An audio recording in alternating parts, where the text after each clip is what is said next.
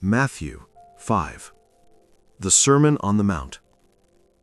One day, as he saw the crowds gathering, Jesus went up on the mountainside and sat down. His disciples gathered around him, and he began to teach them. The Beatitudes. God blesses those who are poor and realize their need for him, for the kingdom of heaven is theirs. God blesses those who mourn, for they will be comforted.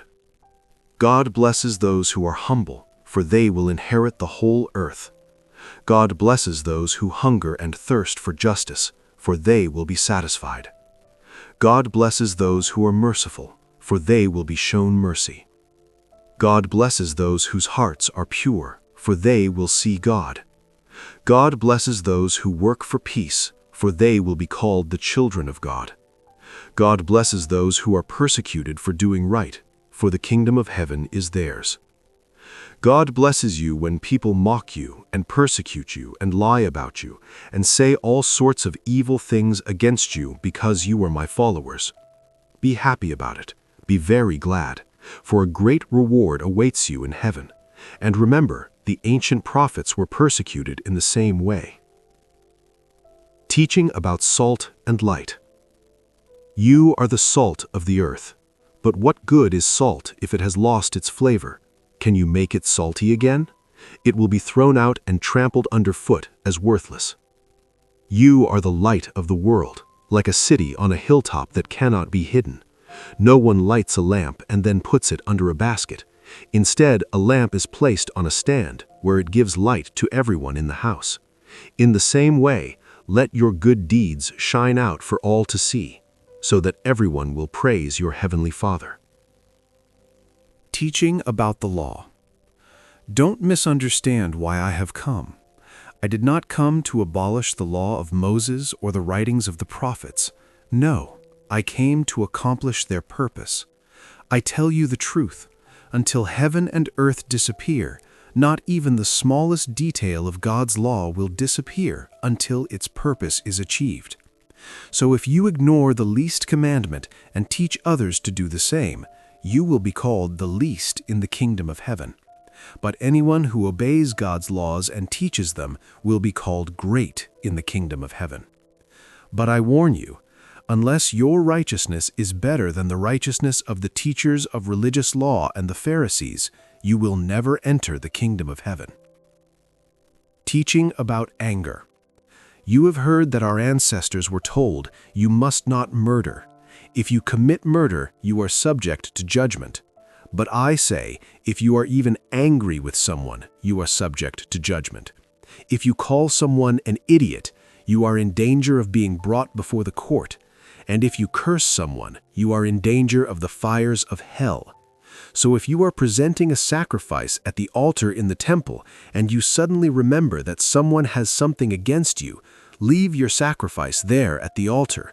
Go and be reconciled to that person. Then come and offer your sacrifice to God. When you are on the way to court with your adversary, settle your differences quickly. Otherwise, your accuser may hand you over to the judge, who will hand you over to an officer, and you will be thrown into prison. And if that happens, you surely won't be free again until you have paid the last penny. Teaching about adultery. You have heard the commandment that says, "You must not commit adultery." But I say, anyone who even looks at a woman with lust has already committed adultery with her in his heart. So if your eye, even your good eye, causes you to lust, gouge it out and throw it away. It is better for you to lose one part of your body than for your whole body to be thrown into hell. And if your hand, even your stronger hand, causes you to sin, cut it off and throw it away. It is better for you to lose one part of your body than for your whole body to be thrown into hell. Teaching about divorce.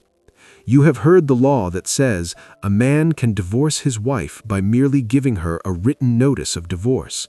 But I say that a man who divorces his wife, unless she has been unfaithful, causes her to commit adultery.